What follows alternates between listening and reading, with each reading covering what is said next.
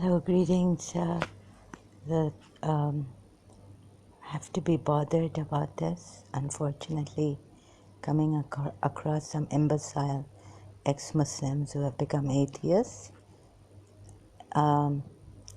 So, looking at them, I really do feel that God doesn't exist.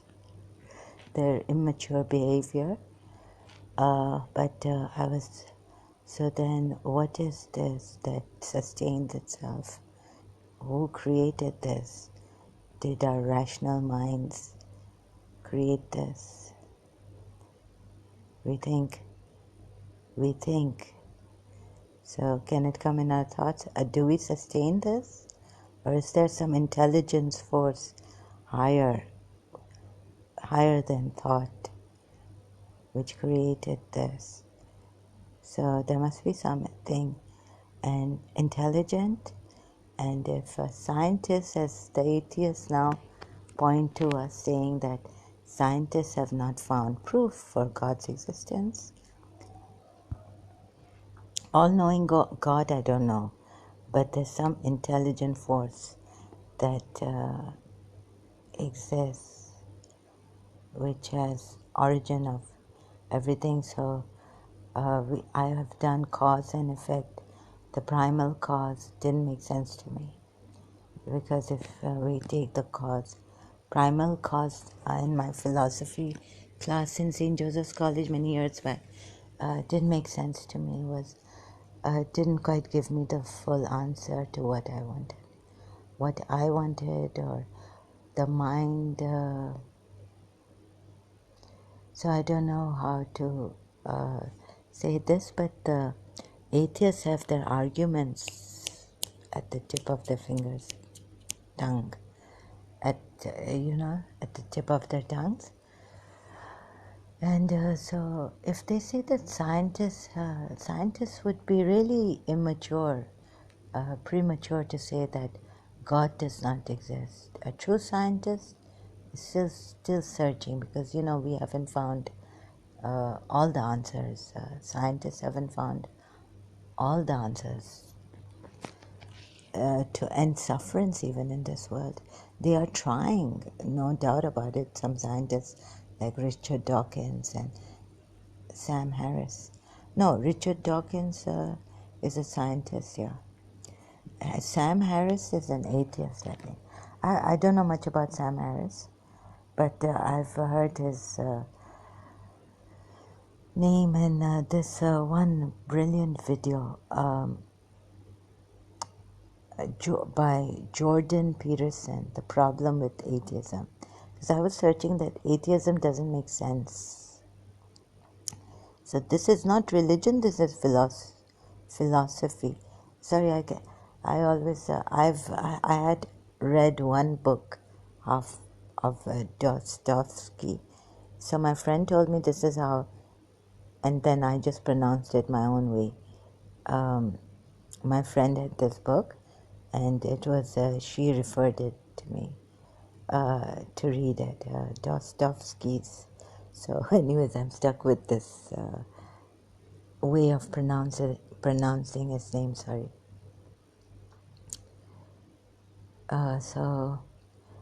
But it's a mispronunciation. And so I think it would be premature for scientists to say that they are atheists. It doesn't make sense to me. Because a true scientist would say, I'm still searching for evidence. We don't have full knowledge of everything. How can the mind have full knowledge of everything? This means that as limited, so you say that the mind is limited and we don't have full knowledge of the universe. We've gone to the moon and some planets, outer space, but we haven't gone to all the planets, have we, in a rocket?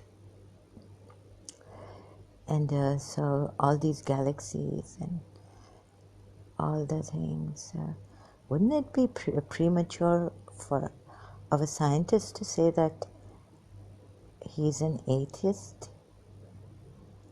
And a true scientist would still be reserved about this. God, whether God exists or not, we We cannot say we are still searching. So these atheists come up with such conclusions that the scientists say this because of that God delusion, and it's the same thing. Richard Dawkins has written this book, and they've read some of, some books now. Bertrand Russell and all this. Bertrand Russell I read a long time ago. So, but recently when I read his thing on God, existence of God. Before when I read it, I felt that he was quite like atheists are quite strong people, I felt. But now, with all this, so commercialized on YouTube, entertainment, ex-Muslims, apostate prophet talking to this one, that one, all the time they are coming up with and saying that if I would believe in a God if there was the problem of evil also, like but they wouldn't take time to think like this, right? If there's suffering, so much suffering, so setting aside all sufferance is there, yes.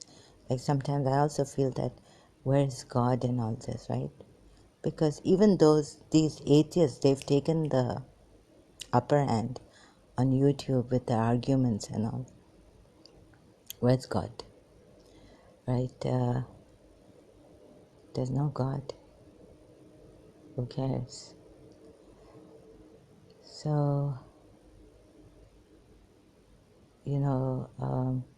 but that's so, like, because I'm thinking of, winner takes it all, loser standing small.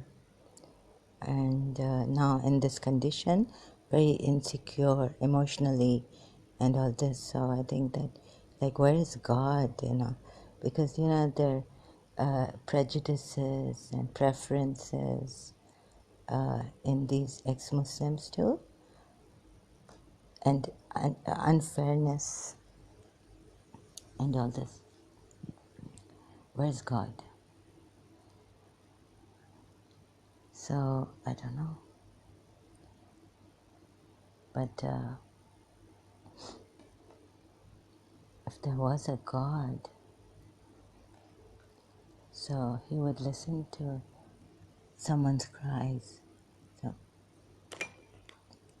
right? Probably he's listening. Because I was told, you want to see that there's a God? But God is not that small that he will warn people, right? My God it doesn't on this. He has a lot of patience with such people. So,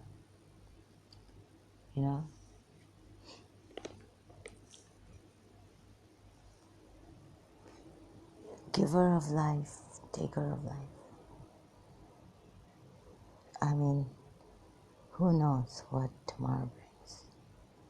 So, be careful. You hurt someone, it might come back to you. This Einstein's, every action has a reaction. So, the thing is that, some guru was telling me, shall I show you? Because that same, when apostate prophet was not feeling well, I was like, this is the first time I asked for his help for moms. But like, my God is not so small that he would now, because I saw that, he is, okay, whatever I saw, it really doesn't matter, because I went playing ping pong and telling myself really this thing, just get it out. They don't matter to you. Why is the mind? But this, that lady was right in London. So you don't want to think. Like, I wouldn't waste my time. What matters? You know, as a Shia, I've known in my own, there were Sunnis who hated us, who who misunderstood, who spread false rumors against Shias. But because of Imam Hussein's sacrifice, that thing that I felt that no one in the world, there's no example like Taksir te nahi koi Sayyid thi. That's a Punjabi. Know how we have? There's no example of Imam Hussain to save humanity. You give your children, you give everything, you give yourself, and you say, Ab main bhi, not even me. So, see, people are not going to go after something so, like giving their lives, like Charles Dickens has said, right, about Imam Hussain. Many of these, later on I read, but Jiddu Krishnamurti was like, don't look at the sublime or anything. Find out for yourself, because I felt the mind and even my religious values were crumbling down in crisis. Like I would question everything. So, Charles Dickens on Imam Hussain.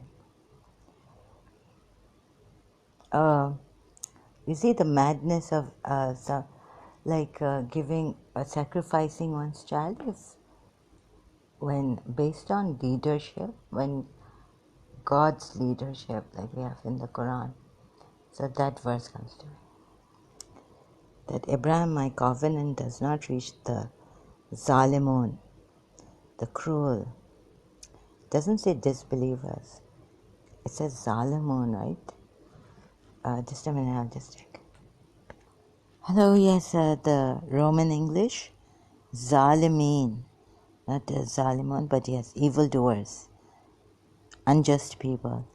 Zalimin for us is evildoers, so, you know, even a small speck of unkindness or unfairness, prejudice, so, yeah, it says Zalim mean, my covenant. Yeah, this is Surah Baqarah ayat. Remember when Abraham was tested by his Lord with certain commandments, which he fulfilled. Allah said, I will certainly make you into a role model for the people. Abraham asked, what about my offspring? Allah replied, my covenant is not extended to the wrongdoers. I will certainly make you an imam. It does say imam, or does it say khalifa? Oh, here it is. Oops, what did I do?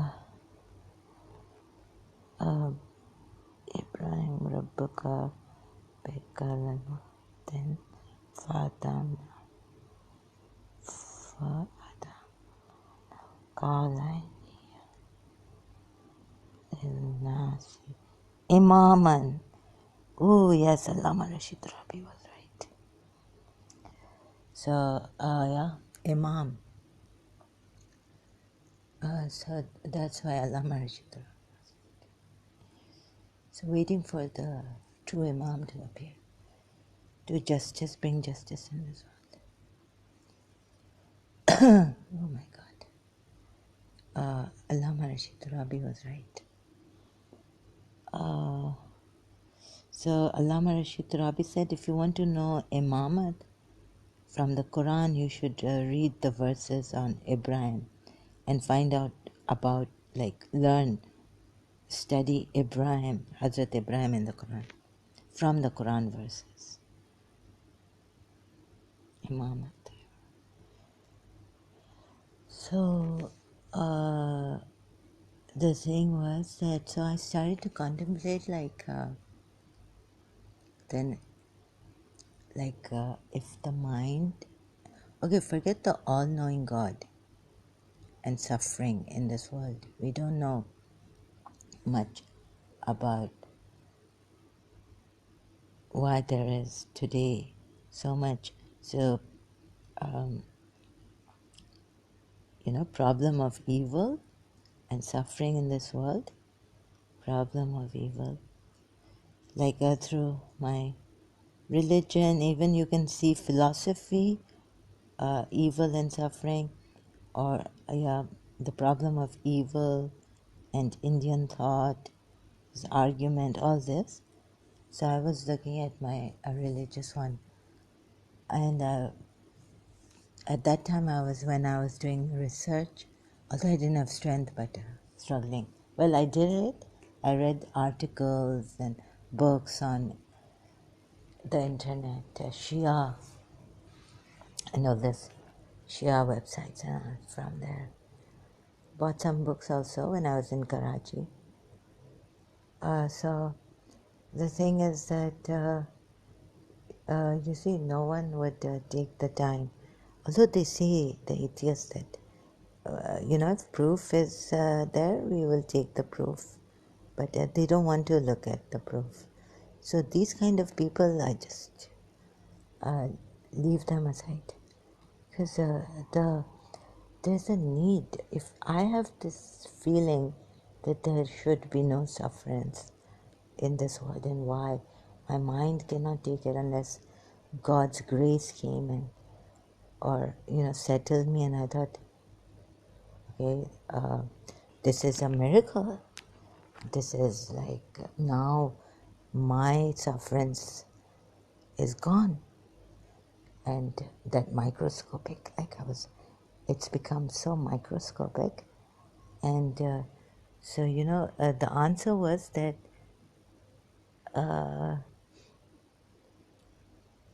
you have to be, I guess you have to suffer first, and then some of us, and then the answer came, and was this great emptiness and all this, that I was like, I can't describe this thing. Before going for the principle and all that, this was so great, but that's God's grace came to me, I felt, and then I lost it. So I lost it somewhere. Sorry, I have a headache. Sight, it comes and goes like this. I'm feeling a little bit sick. What I was thinking, I'd like to share for my record to preserve this video. That something that is some intelligence which has to be beyond the mind, or is it the first mind? And so reading Jiddu Krishnamurti helped me that, because if there was no thought, then there would be no time, and so there would just be. And what I got from Imam Jafar Sadiq, the definition of time is a distance between two known events. But reading that's one thing Imam Jafar Sadiq said. So that's all he said about time. He defined time like no one has defined. Distance between two known events. So then I read Jiddu Krishnamurti, and it's like thought is time. To be and to become, and all this. And so this is not about, you won't find instantaneous why gods or all-knowing God in this, but these atheists, those who don't want to take time, they are not interested should not come here. I have nothing to do with them. And so my thing is that my thing, you see, is that is it my thing or is it like that? So no, but all this, like my mind can barely go so far. How far can the mind go? So I'll need to be a scientist. Like I had to buy Michio Kaku's book, to find out. So in Karachi, we have this bookshop near my house. I used to go to Michio Kaku's. But thank God I found like Jiddu Krishnamurti. But I wanted to read Michio Kaku's book because to study what is this mind? Michio Kaku, the God equation, what is this? Right? And then I just left it aside. I think I left his book aside, one of the books I wanted to buy or I bought, I'm not sure, in Karachi. And then I was doing Jiddu Krishnamurti, whatever in this madness, voices and vibrations. So the thing is that, is there something that is timeless? It aroused my curiosity, and I've always been a searcher. After the crisis, in my life, some crisis, so searching. So the whole, if you just look at the universe, like how so much space, on TV, I was just looking at this. They were showing greenery, scenic, right, and so much like no people there, like, but like so much vastness, and it's just unused space. What is the reason for all this, right? Because man has not discovered. I mean, how many people are going to walk there on that vast, scenic, like, place? So I just felt like, oh my God, God has made so much. So when I was thinking of God, like, oh my God, God has made so much. We haven't even, have we gone around the world and seen like so much space? And so who's going to use all this? And I got out these, wildflowers and grass grows and things happen on their own without a gardener sometimes. And I was so like awestruck. But then I was questioning, how can God, like, what is all this space for? What is? And then here in our own life, we are suffering.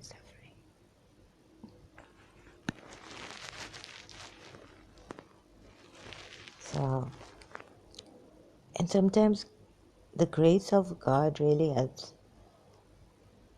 because you feel something came which made me feel like what I was like, so much guilty feeling that about my personal life that I've done to this teacher. I can't let go, and then when I go there, it backfires. Trespassing and all this. And so much guilt, I couldn't forgive myself. The therapist kept telling me, you have to forgive yourself. You need to forgive yourself. The other, okay, she's not forgiving you. I felt the teacher didn't care and I should kill myself. Like that at times. I should destroy myself. Okay, she doesn't care for me. That's it. I'm leaving life. At the drop of the hat, any day, I could just take something and want to kill myself. So very frequently that was taking place. right? And I felt there was no God. Like I felt like, where are you? Oh no, there's no God. But those were just phases when I was suffering. But then there came this feeling that, oh my God, uh, I was inside. I was crying, and before that, but now when that feeling, that thing of came, that I can take life whatever comes, and just don't hurt others. But if you want to even form a relationship with whoever, you start to love, and the feeling comes for someone, but from the emptiness it came. Just don't. The best consolation is that you give the other person the freedom. Give it.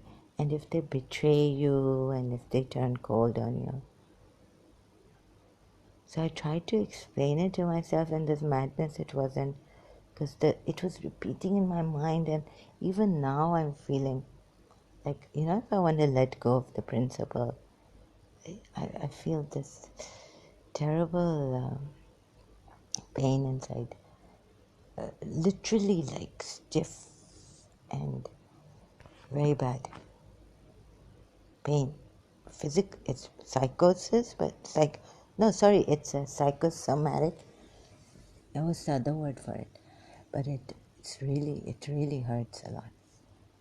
So, but like I try before that, like I said, oh my God, that's given me such a miracle. I would have died, killed myself eventually.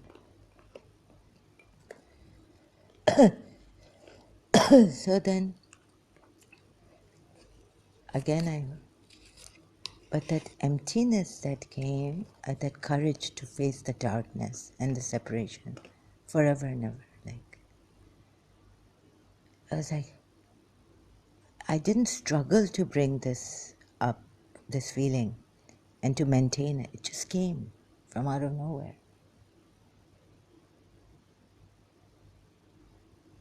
I didn't work for it. Or maybe over the years doing therapy and going to then it wasn't working, then going to a yoga master, Professor Moyes, or reading self-help books and doing what he, look at the candle, tip of the candle, and there's a little bit of his exercises he gave me. Gardening I couldn't do. Like I would look at the plant and say, oh, why is it falling? This plant has fallen, right? This leaf has fallen and it's become separated. And now I would go in my room and feel so much like the plant, the leaf. Now it was like 1989 and Mr. Sa was not coming to me. But this was the end of me in the new house. I would look at the plant. Leaf falls and oh no, it's separated and God, you did this. I had become so sensitive. And then on the other hand, my anger also would erupt very badly. So on one hand, very, very like sensitive and very, but on the other hand, if someone lied or I would erupt in such, like, explode in anger. So, two extremes. But then what happened is, something happened. I thought it was perhaps I was going to Professor Moyes or something, but like there was a time when I couldn't forgive myself at all. I wouldn't. And the guilt was taking me back to Miss Tessa, my teacher. And it was backfiring. But once her sister told me, she had come from Canada. She's passed away. She told me that you are a Muslim, you can do this. Pause. that was it. I went home and I said, oh God, how can you? Now my religion, because, as I was saying, as a Shia, bus it's come on my religion. So then Bibi Mariam sent a girl in my dream, like I see, because she told me, she gave me this bread that you get, but a very big one, bigger. You get this small round horse bread in church. I got a big one on my hand. It was like she said, you are there. Bibi Mariam, you are Zahra. I said, yes. She said, Bibi Mariam has sent this for you. And I ate that bread, and then I see myself like someplace, church seats outside. They're not inside a church, but it's outdoors. But the church seats or something else. So some dark place. Then that's Saint. Then I looked at it. When I went to St. Joseph's College, when I went to St. Joseph's school, I looked at that backyard where it could be that area where Sister Emily had called me, and she's short. But this was a girl, and a dark one, who came and told me. So, anyways, I felt God had forgiven me. Otherwise, I would have killed myself. Just in September, August. Yeah, August. No, September. In beginning of September, I would have died. 1998 would have been the end of me. No, sorry, 1989. 1989 September would have been a finished leveler, Death the Leveler, that poem. Anyhow, so from all that I came out of so much pain, so much guilt. I couldn't forgive myself, so I'm just telling you that I felt such grace of God. And for my religion also, I beseeched God, if that night when I came home, when Miss Tissa's sister told me, you're a Muslim, you can do this.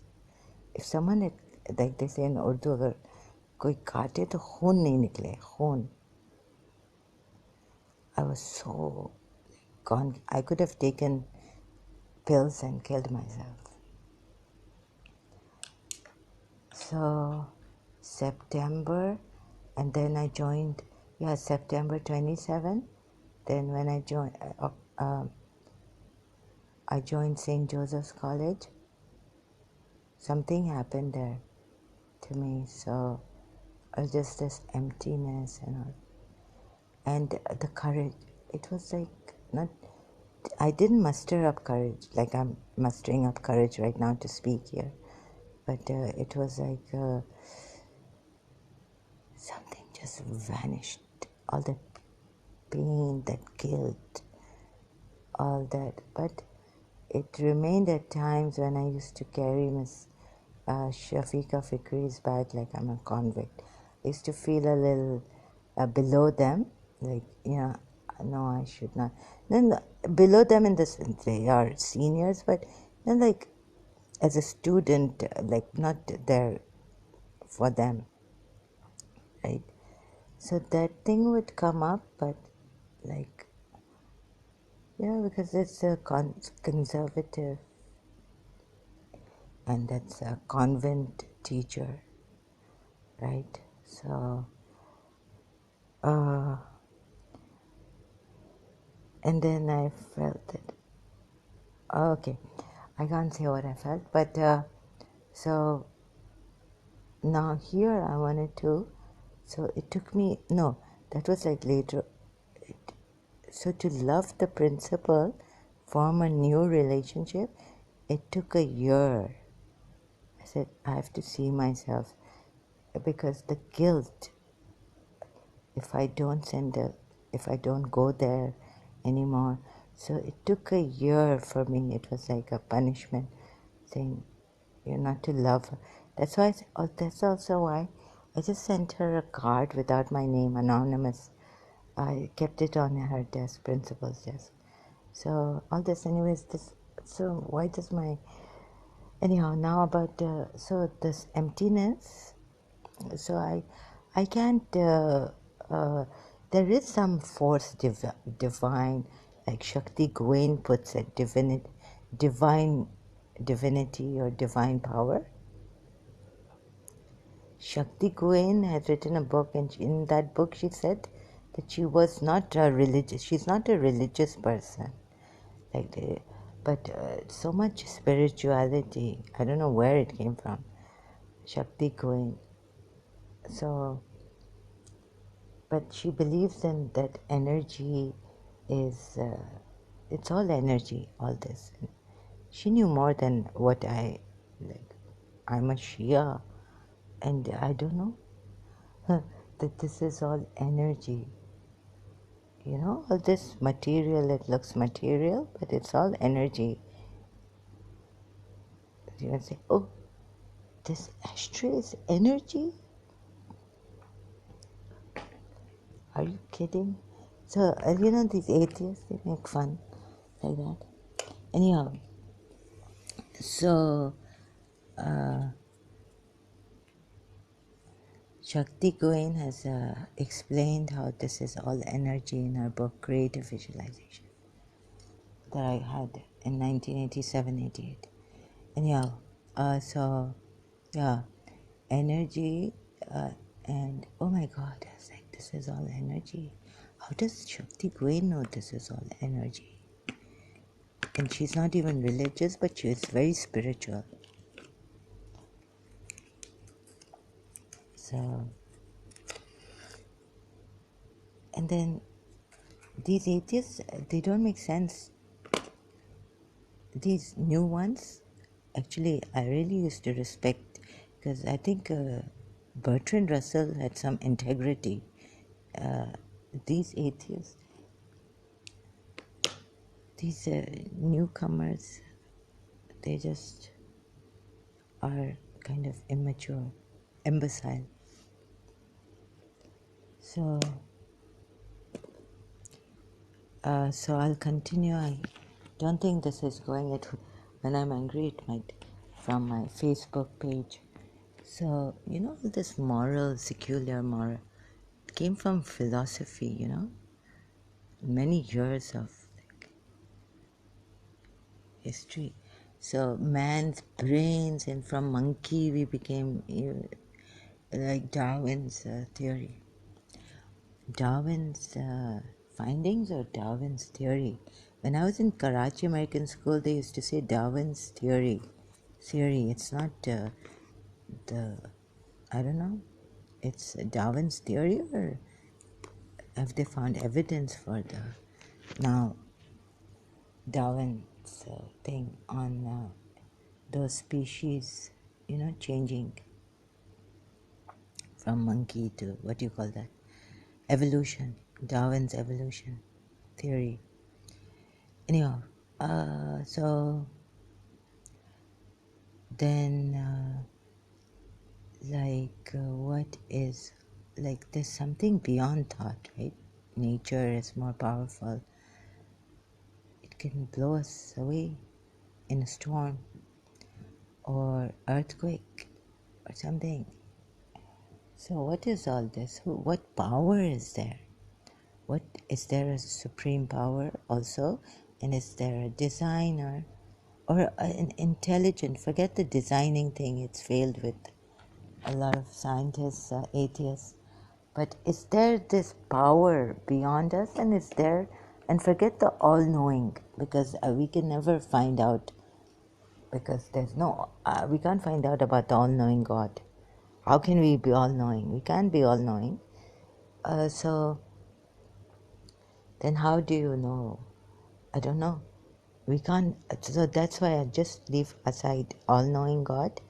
And so there's some intelligence that is keeping all this going. The sun, the moon, night, day, and all this, you know. What is this intelligence? Like Newton found out that apple fell by what is the gravitational law. So at that time, like, people could be laughing at Newton that the apple has fallen on his head, and he's, even the atheists would have laughed at him. He's contemplating, and what he found was gravitational force and law. So, apple has fallen on Newton's head. I mean, I don't want to joke about this, but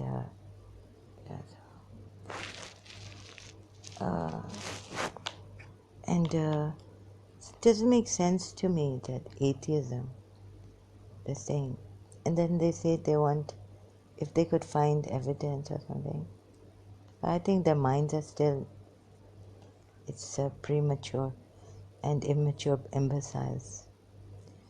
That's what I think. And because I felt something, and like even in Karachi American school, people, they used to argue, bring God into arguments and reasoning and all that. God can, I was like, how can they do this? It is, God is beyond, it's not like it's, God has come in our hand. Hello, can you see God here? So maybe he can come in our hand. So what a stupid thing that there's no power. Like, everything was just created like this, and the probability and plausibility, and God knows what goes on. I mean, my cousin and was telling me about this when he used to talk about this from Oman, that scientists say that all this was by chance, and so the probability of a universe happening because of some intelligence behind it, or some intelligent power behind it, is very low. All this just happened by chance.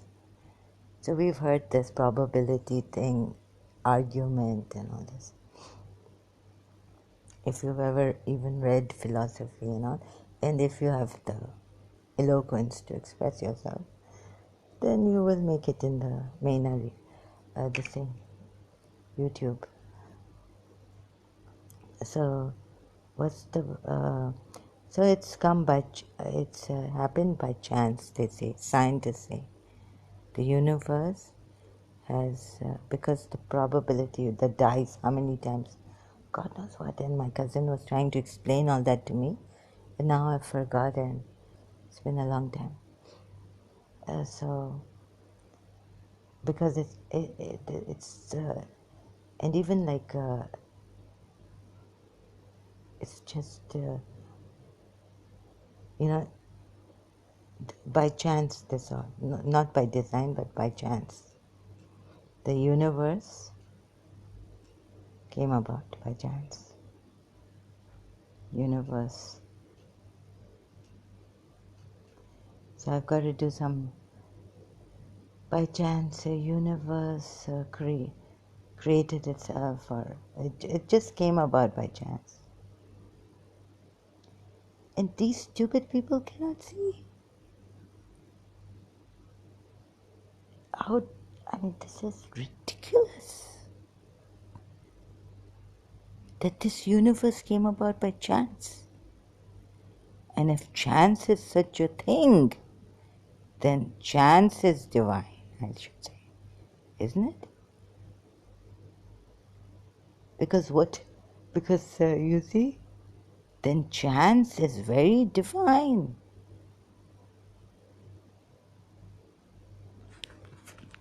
So for me to get the atheist nonsense, it doesn't, like, what is this?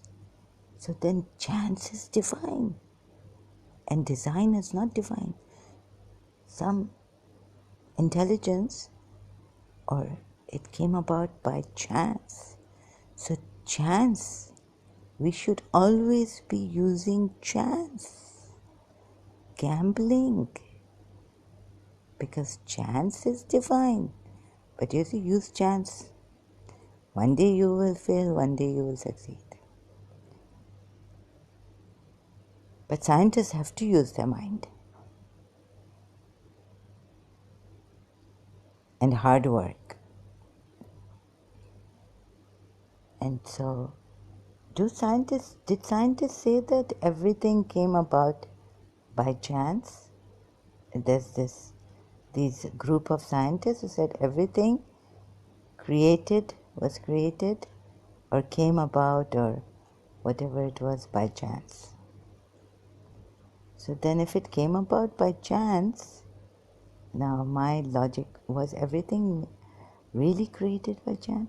Like scientists say it was created by chance. Some people did the universe come into existence by chance? Chance events that led to human existence. Rod, oh, no, Don Stewart. Are we here by chance or design? These stupid people can see that it's so imbecile. Any child can see that signs are leading to some intelligence in the universe. And if chance was divine, then like I just don't have the proper words to put this. Chance. So then chance must be the God, the greatest God, right? Thank you so much. I'll continue later.